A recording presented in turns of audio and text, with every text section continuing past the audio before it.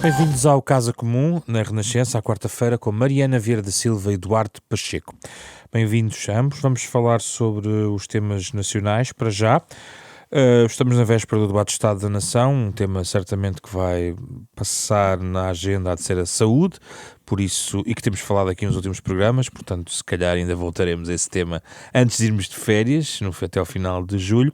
Para já, a questão da TAP, que tem marcado os últimos dias, o anúncio da privatização da TAP. Mariana Vieira da Silva, estamos a falar de um processo que o Governo espera que esteja concluído no prazo de um ano, a venda de 44,9% para um comprador e depois os 5% dos trabalhadores. O parceiro fará a gestão operacional e o Estado com uma palavra a dizer em decisões críticas. O que é que pensa sobre a opção do Governo? Bom, muito boa tarde. Em primeiro lugar, queria dizer que poucas vezes tinha visto aquilo que se viu no dia em que o Governo anunciou esta privatização. Porque tivemos 3 momentos comunicacionais. Primeiro o Primeiro-Ministro, que a meio do Conselho de Ministros sai e diz algo.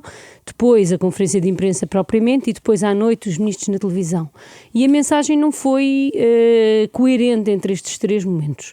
Desde logo porque o Primeiro-Ministro começa com uma frase que é muito difícil de explicar para quem quer vender algo, que é dizer que a TAP não pode continuar a ser um poço sem fundo.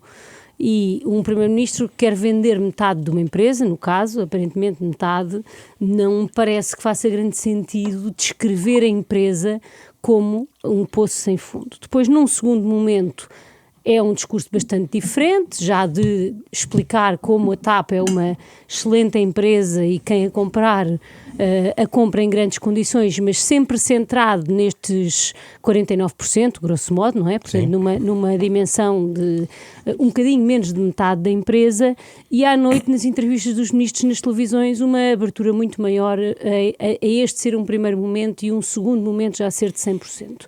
E esse parece-me o maior problema, porque não é irrelevante, quando tomamos decisões de venda e iniciamos um processo, saber se vendemos metade e, portanto, todas as dimensões estratégicas que se querem ver por garantidas, julgo que isso é um consenso que existe bastante alargado do ponto de vista político, são representadas pela maioria do capital ou se são representadas por outro tipo de cláusulas contratuais caso se venda a empresa toda.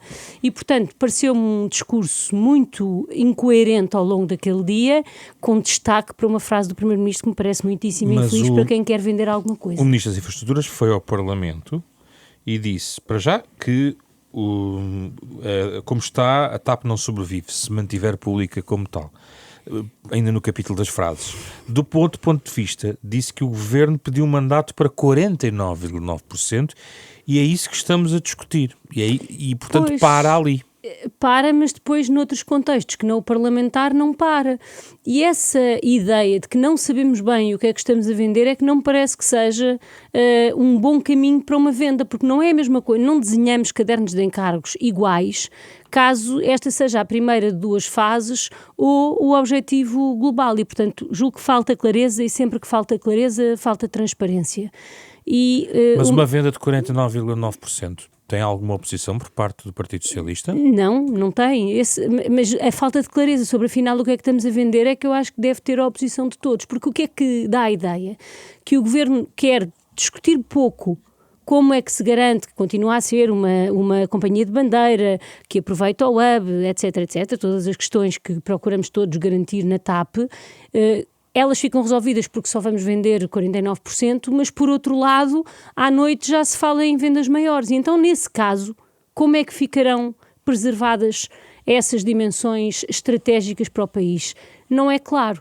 E por isso esta ideia de que vamos vender o bolo e comê-lo ao mesmo tempo é que me parece muito pouco avisada num negócio desta dimensão. E pronto, tendo em conta que a TAP foi privatizada num governo de gestão que durou um mês, julgo que é bom lembrarmos disso para exigir total transparência e clareza neste processo. Duarte, a sua opinião, acrescentando ainda, também perguntar-lhe se será mesmo difícil recuperar o dinheiro injetado, os 3,2 mil milhões de euros injetados pelo Estado na TAP. Muito boa tarde. Sim, acho que é muito difícil conseguir recuperar. Não estou a ver como. Isso significava que a TAP valeria muito mais do que vale hoje e, portanto, não é por aí. E convém falar a verdade aos portugueses e dizer que esse foi um dos erros do Partido Socialista, do governo do Partido Socialista. As outras companhias aéreas europeias, as grandes companhias, receberam, por exemplo, garantias do Estado para irem à banca se financiar, no momento da pandemia. Nós optámos por introduzir de imediato no capital 3 mil milhões de dinheiro público, que agora não vão ser ressarcidos, nem se calhar metade, quanto mais os 3 mil. Agora, sobre o modelo de privatização, nós temos ainda que aguardar para vermos concretamente o caderno de encargos, para perceber como é que aquilo que todos nós consideramos essencial seja salvaguardado. Porque eu tenho uma grande dificuldade em dizer que isto é uma privatização quando o Estado continua com a maioria do capital social. Uma privatização parcial. Para já. Eu diria que é uma abertura ao capital, não é uma privatização quando as grandes decisões continuam a ser públicas porque é o Estado que tem a maioria do capital. E eu lamento muito que isso seja assim. Eu preferiria muito mais que eu percebo o que é que está por trás. O Governo leu as circunstâncias é que este processo vai avançar, percebe que no Parlamento a maioria não o acompanhava, a maioria dos Estados não iria acompanhá-lo se quisesse dar o passo mais à frente e, portanto, optou por ficar a meio do caminho para ter o apoio parlamentar suficiente para avançar com esta medida. Mas eu preferia uma situação diferente. Quer dizer, o nosso modelo é este aquilo que nós pretendemos, clareza. E depois o Parlamento assume as suas responsabilidades. Portanto, o Governo não foi claro na sua perspectiva. Porque eu acho que no seu íntimo a grande vontade que o Governo tem, aquilo que considera, e que eu também considero melhor para o país, era a privatização total a 100%. A 100%, com a salvaguarda nas cláusulas contratuais daquilo que são, para nós, fundamentais, o hub em Lisboa, de determinadas rotas, etc. Que toda a gente sabe que uma rota para São Tomé dificilmente será algum dia rentável. Mas é a vida. Nós queremos que aquela rota exista, ponto. E isso é uma das condições para a privatização. Mas a creche, sim, só a dizer que eu não sei como é que... Vamos ver. Dizendo, mas do ponto de vista financeiro rentabilizávamos mais, porque uma empresa está disponível a pagar muito mais por 51 do que por 49, e portanto seria muito mais disponível para pagar. E pensar, mas depois a seguir isto vamos valorizar a empresa e quando se vendermos os outros 50% já vai valer muito mais do que se vendêssemos hoje. Mas o parceiro que lá estiver vai pensar o seguinte, então eu vou ajudar a melhorar a rentabilidade desta empresa, a valorizá-la para eu depois ter que pagar mais pelos outros 50%, se calhar até é melhor não investir muito para que mais cedo ou mais tarde me venha parar às mãos. Duarte, mas pode ser outro parceiro. E já que falou do íntimo do Governo, na intimidade da televisão pública, o Secretário de Estado das Infraestruturas disse ontem o seguinte: quando vendermos os restantes 51%, não temos de vender necessariamente a este parceiro da primeira fase. Claro que não. Isso é normal. Agora, portanto, já há um plano para os 100%. Não, o que significa que, por já, há esse desejo, mas que não está, por isso é que eu lamento que não seja logo posto tudo em cima da mesa de uma forma muito mais clara, mas para além disso, por exemplo, esse tipo de afirmações acabam ainda mais por desvalorizar os 49% atuais, porque significa que o parceiro, que agora que vai querer comprar os 44,5% melhor dito, está na expectativa de chegar a uma porcentagem superior. Vai ficar angustiado a pensar, eu vou investir, vou trabalhar, mas para que isto depois a maioria fique para o outro. Se calhar tem que pensar duas vezes antes de lá meter o capital. Uma nota só adicional, não, Mariana, um minuto. Isto tudo acresce. A que propósito é que num tal segundo momento, que só se diz em algumas situações, é que se vão pôr as condições para manter as opções estratégicas? Porque é que não é já neste momento? Eu acho que era já, mas para vender a 100. Não, mas não é isso. Mas o facto de não ser agora significa que só o próximo comprador é que vai ter que ser confrontado de que forma é que essas opções estratégicas... Poderão já estar previstas, por isso é que disse, temos que aguardar o caderno de encargos. Esta confusão criada nos discursos parece-me a principal novidade de uma venda que todos já previam. E é agnóstica em relação ao parceiro, se é europeu, se não é europeu? Não, eu julgo que as dimensões estratégicas deste processo implicam ter parceiros preferenciais, nomeadamente aqueles que não tenham nenhum interesse em pôr em causa aquilo em que a TAP é forte. Essa é a principal prioridade que deve ser definida. Duarte, é indiferente o parceiro na primeira fase, a pensar até na segunda, se calhar? Na primeira é menos, na segunda é essencial perceber, por exemplo, tenho muitas dúvidas que a Iberia seja um parceiro essencial para salvaguardar o hub em Lisboa. Quando nós dessemos por isso, já estava tudo em Madrid. É um exemplo de que como o parceiro é relevante e não é só o dinheiro que se encaixa. Mas deve ser vetada a hipótese da Ibéria? Quer dizer, se estiverem disponível a pagar 10 mil milhões já por 40%, se calhar temos que pensar nisso. Eu duvido é que alguém esteja disponível, muito menos a Ibéria. Vamos a um segundo tema. Nos últimos dias têm sido notícias demolições em concelhos da área metropolitana de Lisboa, nomeadamente da Amadora e sobretudo em Loures, marcada por uma providência cautelar que travou a demolição destas habitações precárias. Neste momento o Ministério Público está já em campo para investigar o que se passou. Declarações de ontem que Ernesto também deu voz, Helena Roseta falava num crime de abuso de poder, deste ponto de vista por contrariar também aquilo que a lei determina, e sabemos que do ponto de vista daquilo que é o acolhimento de pessoas, que não fazia parte do despacho inicial de Ricardo Leão, que tenho aqui à minha frente, mas que depois das primeiras demolições, metade das famílias afetadas acabaram por ir aos serviços sociais da Câmara Municipal.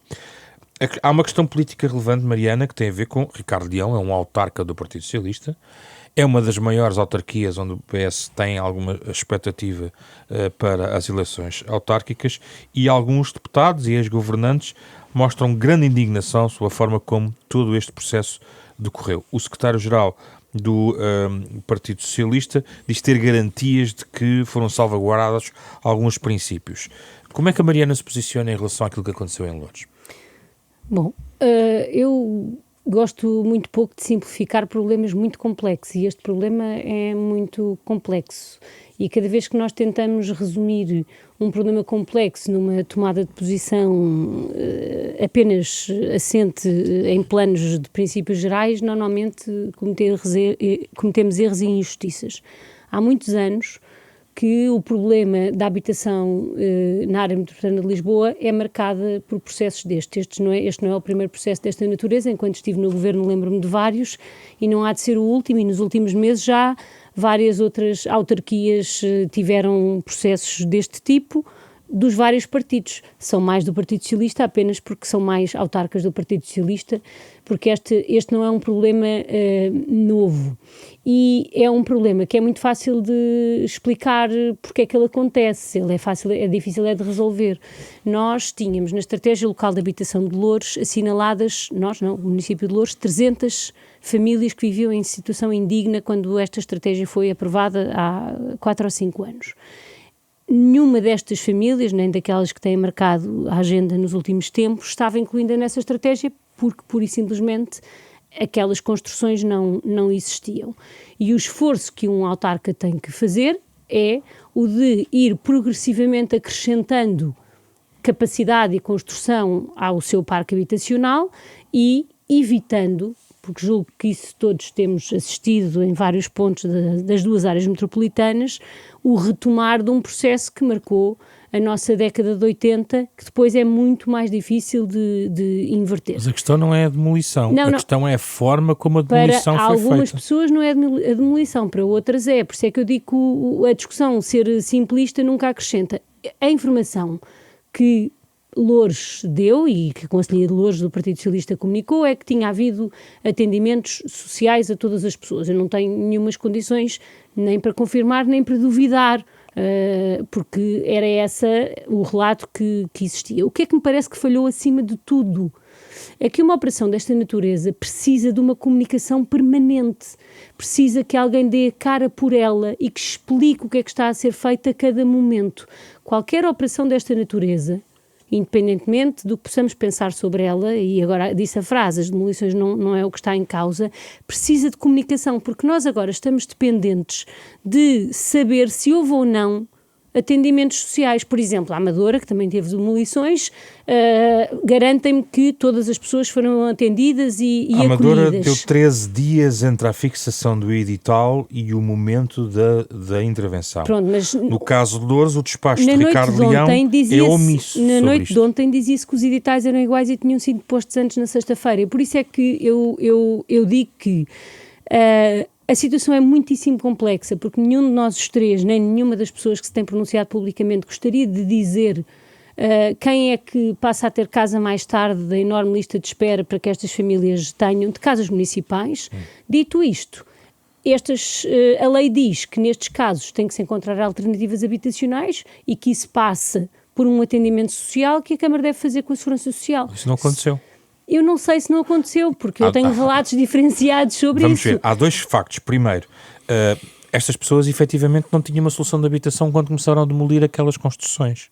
Mas porque não lhes foi proposta ou porque não aceitaram o que lhes foi E proposta? muitos socialistas, muitos camaradas seus dizem que as operações deste género fazem-se quando já estão garantidas algumas condições para essas pessoas. Isso nunca aconteceu assim no terreno e é muito difícil acontecer, eu sei, porque quando... João Soares não diz a mesma coisa e foi Presidente da Câmara. Mas nós não podemos comparar uma altura em que se resolveu o problema habitacional de barracas que estavam há 10, 15, 20 anos com o surgimento deste tipo de focos. Não são comparáveis. A única coisa que eu digo é, eu já tive por obrigação acolher muitas pessoas, nomeadamente refugiados, chegados do Afeganistão e da Ucrânia, e sei a dificuldade que é encontrar as soluções habitacionais. Se não for verdade que foram propostas a estas famílias soluções habitacionais, mesmo que não definitivas, porque muitas vezes é assim que se passa, então devia ter sido. O que tenho a certeza que falhou foi comunicação e explicação, porque isso é o que cabe a quem toma decisões difíceis. Deixa-me só insistir. É alguém que dê a cara, foi a expressão que deu há pouco. Sim. O Presidente da Câmara não deu a cara. Pronto, e essa parte, por isso é que eu digo, há coisas aqui que eu não sei, porque vejo duas versões da história e não tenho instrumentos para confirmar. Ricardo Leão não deu a cara. Mas sobre esta, sei que não deu e que devia ter dado ele, um vereador por ele, mas alguém a explicar permanentemente, como aliás aconteceu. Repare, isto, eu não percebo... põe em causa os princípios humanistas, como muitos camaradas do seu partido dizem? Isso aí depende se houve ou não o atendimento social, que o PS de Loures diz que existiu, e que há outros que dizem que não existiu. Eu não tenho os instrumentos todos necessários, mas também não me cabe duvidar de uma informação que foi dada. Mas eu volto a dizer, mesmo que tenha acontecido, isso tinha que ter sido explicado durante aquele dia, antes daquele dia, porque isso é a melhor forma de todos compreender a complexidade de um processo destes, que é altamente complexo. Duarte, como é que viu esta intervenção, a forma como ela foi conduzida? Em primeiro lugar, eu acho que o erro não foi da intervenção, foi ao longo de meses e de anos em que se permitiu que aquelas instalações, aquelas barracas, fossem lá montadas e crescendo, com acesso à água, acesso direto, sem que haja qualquer cobrança, com acesso a outras infraestruturas públicas, e isto não pode acontecer. Isto, portanto, na primeira semana em que alguém se tenta fazê-lo, as forças policiais têm que dizer, meu amigo, isto é um espaço público, você não pode construir aqui, tem que ir à procura da sua vida. Por caso contrário, estamos a fazer o incentivo, ao contrário, é um incentivo errado. Venham, construam-se, porque depois a Câmara, passado alguns meses, vê-se na obrigação de passar à frente da lista de espera que tem de outras pessoas para vos dar a casa com a dignidade que estas barracas não têm. Então, isto tem que ser logo morto à partida. Mas pode-se fazer uma intervenção sem garantir que há um alojamento para as pessoas? Quer dizer, as pessoas têm...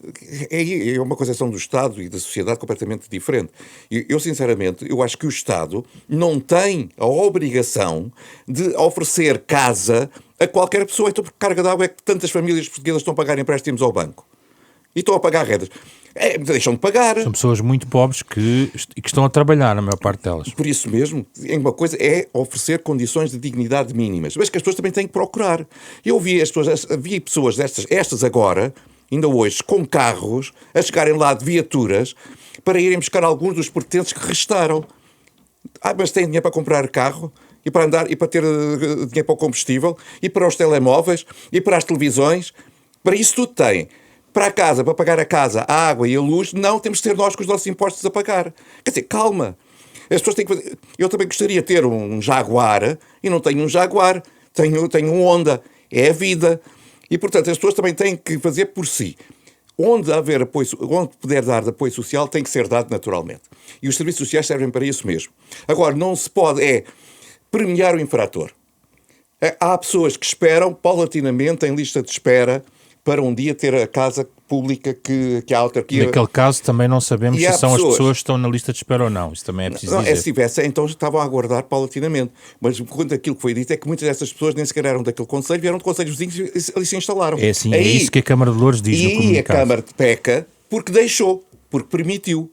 Porque se tivesse logo à partida desfeito uma ou duas, em vez de 20 ou 30, nem este holofote era todo dado e as pessoas percebiam que não havia esse incentivo para construírem ali. Esse é que foi o grande erro. Vamos, sim, Posso só dizer rapidamente. 15 segundos, é muito rápido. Este problema, por mais que possa parecer, não é de um município nem sequer de uma área metropolitana. É um problema do país todo e por isso foram criados programas nacionais para responder a este tipo de problemas. Já não falo do financiamento do PRR, mas existe um programa chamado Porta de Entrada que precisamente procura responder a situações de emergência, em que de forma, ou por terem entrado em Portugal há pouco tempo, ou porque perderam a casa por alguma razão, existem programas que apoiam este tipo de transição. E existe também, ou foi criado no pós-pandemia, precisamente porque estes problemas ficaram muito, muito visíveis nesse momento, uma Bolsa Nacional de Alojamento Urgente e Temporário. Mas ninguém recorreu a esses Esses instrumentos? instrumentos são demasiado pouco utilizados e se vivemos como vivemos num período longo de carências habitacionais, é preciso que o Estado se organize no seu todo e não numa lógica, este é o meu território e as minhas pessoas, aquele é o teu território e as tuas pessoas, para responder a este problema. Isto porque este não é o único caso, volto a dizer, nos últimos tempos temos tido vários casos desta natureza e adivinho que esse tema vai O continuar. Duarte tem direito aqui a um remate. Não, só a dizer que acresce que, havendo determinado tipo de programas, uma coisa é mesmo para um alojamento temporário, mas para a construção pública de habitação, temos tido um problema real. Primeiro, isso não faz de um dia para o outro, e em segundo lugar, falta de capacidade operacional para construir. Muitos desses concursos ficam desertos, ou porque são preços muito baixos aqueles que são postos nos concursos, ou porque, pura e simplesmente, as empresas têm um volume tal de construção, aliás, devido muito ao PRR, que depois não concorrem e deixam esses concursos vazios. Não significa que não haja vontade das autarquias em procurar resolver o problema. Vamos ao tema europeu desta semana, relacionado com as tarifas. Trump anunciou tarifas de 30% para a União Europeia e México a partir de 1 de agosto e aparentemente não há grande pressa por parte dos Estados Unidos em negociar aqui, apesar da presença de comissários e outros altos responsáveis de Bruxelas em Washington. Como é que avalia a resposta europeia àquilo que Trump anunciou, Mariana? Bom, eu julgo que o mundo no seu todo vive neste momento um problema que é o de já não acreditar bem que desta vez é mesmo verdade e que Trump não vai recuar. E isso é um risco, porque pode bem existir um destes prazos próximos em que Trump não recua. Mesmo ontem, acho que foi ontem, quando confrontado por um jornalista se desta vez ia recuar, Trump diz que eu em princípio não, mas não posso garantir. E portanto isto vai criando aqui um duplo problema. Primeiro, a percepção de que não é preciso agir rapidamente e depois as próprias consequências das tarifas, quer no aumento de preços, quer na economia, a poderem até já estar a ser visíveis, não sabemos bem, é difícil de saber já se é por causa disso, quando vemos, por exemplo, a inflação a voltar a crescer em muitos sítios, no Reino Unido com valores já significativos, mesmo em Portugal com um ligeiro crescimento em alguns bens e a economia, como a economia alemã, a entrar novamente num período de estagnação. E, portanto, cria-se uma ilusão que talvez não seja para valer, por um lado, o que é perigoso, mas acima de tudo os efeitos começam a ser incorporados na economia, mesmo apesar das tarifas ainda não existirem, e aí ficamos com o pior de dois mundos, porque depois já não há Nem as nada que se tarifas possa existem. negociar, porque os efeitos já estão todos incluídos na nossa economia. Mas deste ponto de vista, deve a União Europeia aceitar os termos americanos para o Eu julgo que a União entendimento? Europeia deve fazer aquilo que anunciou das outras vezes que ia fazer e que hoje volta a repetir, que é um trabalho com outros países, nomeadamente com o Canadá, com o Reino Unido, no sentido de enfrentar em conjunto e procurar que essa resposta conjunta fure um bocadinho aquilo que me parece ser o objetivo de Donald Trump, que é, pelo contrário, negociar 1 a 1 e ainda assinando. Essa é uma questão, é uma frente comum contra os Estados Unidos? Na questão das tarifas? O contra não foi eu que utilizei, mas a resposta foi uma frente comum de resposta, porque ela salvaguarda muito mais a economia mundial do que cada um ficar a negociar o seu. Podemos chegar ao momento em que a frente comum pode chegar à China. É verdade. Isso aí será outro campeonato. Outro campeonato. E por isso é que é como a história, já ninguém sabe se desta vez que se gritou lobo é mesmo para valer. Duarte, e agora? E agora a União Europeia vai continuar a dialogar. É bom que consiga preservar a unidade de cá dentro, mas como vimos ainda recentemente sobre o pacote de sanções à Rússia, isso não é uma coisa muito fácil, pelo contrário, mas era bom porque Trump, não digo que a odeia, mas no mínimo despreza a União Europeia como um todo, e o que ele vai tentar é fracionar-nos, e é bom que a União mostre resistência. Quer dizer, o simples facto de ter recusado até hoje de receber a Presidente da Comissão é um bom exemplo do que é que ele acha da União Europeia. Mas, para além da negociação, tem que pensar num plano B, que é se a negociação falhar. E, mais importante do que os anúncios de contra-tarifas que acaba por nos penalizar a todos, a eles, mas também a nós, eu penso que aquilo que mais pode assustar Trump é o estabelecimento de relações mais fortes, do ponto de vista comercial, com aquilo que é o seu arqui-inimigo atual, que é a China. E eu acho que é para onde, mais do que os mercados de Mercosul, por exemplo, que é um mercado relevante de amigo, esse amigo, nós temos que demonstrar que aquilo que o Trump pretende, que é isolar por completo a China, e daí até a sua estratégia de aproximação ao Putin para quebrar um eixo, pois, ok, pode de repente ver que nós estamos a fortalecer a nossa relação comercial com a China, como a China já está a fazer com diferentes países da Ásia, incluindo países da Ásia que estavam a virar-se para a América, como o caso do Vietnã, ou sempre foram, como o caso da Malásia. Mas agora a China está a entrar. No fim deste processo, nós vamos ter mais China no mundo e menos Estados Unidos. E por isso a União Europeia deve virar-se estrategicamente mais para a China? Do ponto de vista económico e comercial, eu não tenho qualquer dúvida que é a forma de poder, no final, se calhar, encontrarmos um acordo mais satisfatório para ambas as partes. Mas como é que vai balancear isso com a necessidade de manter um consenso comum em várias matérias com o grande parceiro transatlântico do ponto de vista histórico? É o nosso parceiro, como dizia o Presidente da República de Portugal há poucos meses, aquele que era o nosso aliado. E utilizou essa expressão. É porque a relação que o Presidente Trump tem dado à Europa significa que já não é o nosso aliado. Era o nosso aliado. E a única forma dele querer voltar a ser aliado é se perceber que pode perder aqui aquilo que ele considera para sempre um dos seus quintais, porque de repente este quintal tem autonomia suficiente para ir à procura de parceiros que são adversários geoestratégicos dos Estados Unidos.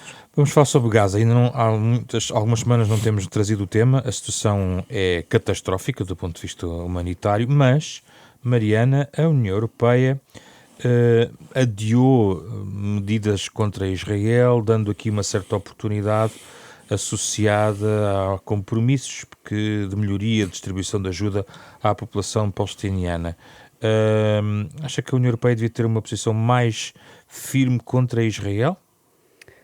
Bom, eu julgo que as imagens que chegam todos os dias, a forma como, de forma sistemática, Israel do nada escolhe outros pontos de ataque para, não se percebe bem, se para criar outros pontos de fricção, se para desviar atenções de Gaza, começa a ser uma estratégia demasiado visível para continuarmos a procurar soluções com a calma que parece que alguns ainda pretendem continuar a ter. A situação é uma situação limite, ultrapassou tudo o que é pensável e às vezes é preciso pararmos e pensarmos se há 5 anos, quando se debatiam estes temas, alguém pensou que estaríamos em 2025 neste estado do que se passa em Gaza, de violação sistemática de todos os direitos de ataque a crianças, de colocação dos mais básicos direitos humanos em causa. E, portanto, se a estratégia de ir devagarinho não resultou, é preciso mesmo mudar E mudar estratégia. para quê? Mudar começando, nomeadamente, pelo reconhecimento do Estado. Nós não podemos continuar a dizer que acreditamos numa solução de 2 Estados e depois só reconhecemos um e damos a um todos os tempos necessários para fazer o que for preciso. Portugal tinha iniciado um caminho de aproximação, como outros países da União Europeia, que entretanto já reconheceram, e parece-me que é o tempo. Mas acha que o reconhecimento do Estado vai travar a violência contra... O reconhecimento do Estado mostra uma mudança de posição, e eu julgo que a comunidade internacional tem que mudar de posição quanto a este assunto. É impossível continuarmos a ver a ONU ser posta em causa, todas as organizações internacionais a serem postas em causa no terreno e não fazermos nada. Partilha da opinião, Duarte? Não. E já agora, de forma transparente, como eu acho que deve ser, eu integrei consecutivamente o grupo parlamentar de amizade Portugal-Israel. E, portanto, que é para não haver dúvidas, que sempre torci pela amizade entre os nossos 2 povos. Mas, neste caso, é insuportável aquilo que está a acontecer em Gaza. É insuportável. As imagens chocam, mas o pior, mais do que as imagens, é sabermos que aquilo é real. E, portanto, é insuportável e temos que dizer isto de uma forma bem alta, e eu estou a dizê-lo como amigo de Israel. Tenho que dizer, estão a ser contra tudo aquilo em que nós sempre acreditámos em conjunto. E, portanto, não pode fazer isto. Tem que pôr um ponto final a isto. Mas lamento que não sinta nenhuma pressão internacional junto de terroristas para que libertem reféns. Há mais de 500 dias que há homens detidos em condições indignas e ninguém faz pressão para que eles sejam libertados. E acho isso lamentável.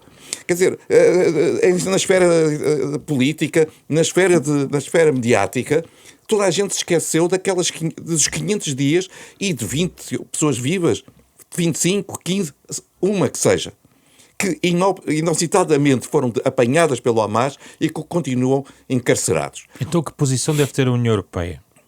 Pressão junto de Israel a dizer, meus amigos, nós vamos avançar, mas vamos avançar mesmo com um processo de sanções duríssimo, se vocês não pararem com estas operações, e esforços diplomáticos junto daqueles que podem influenciar o Hamas, e nomeadamente junto daqueles que têm tido papel de negociadores, o Qatar, o Egito, por exemplo, para pressioná-los para que libertem, para que o Hamas possa libertar os reféns. Até dizendo, nós estamos a fazer este trabalho junto a Israel, mas deixamos de o fazer se vocês também não fizerem o vosso trabalho junto do Hamas. O reconhecimento do Estado palestiniano faz parte da solução ou e poderá ser um problema? Nesta fase, enquanto isto estiver a acontecer, enquanto houver um movimento terrorista que controla parte do território, não é, na minha lógica, não faz sentido nenhum premiá-lo com o reconhecimento do Estado de Israel, com o Estado da Palestina. O que não significa que, terminada esta fase, se deva sentar à mesa os 2 lados, com negociadores internacionais, para que a solução dos 2 Estados, que é preconizada pelas Nações Unidas, seja uma realidade e que possam viver em paz e em segurança os 2. Para que Israel possa, as pessoas possam sair de casa sem medo de serem raptadas por terroristas palestinianos, e que os palestinianos sabem que podem sair de casa sem levar com morteiros em cima vindos de Israel. Em paz e em segurança. Não é nesta fase, enquanto uns estão a atacar de uma forma inumana, mas os outros também de forma inumana têm encarcerados israelitas e até pessoas de outras nacionalidades só porque estavam no Estado de Israel. Terminamos esta semana, regressamos na próxima quarta-feira. Euronet Plus.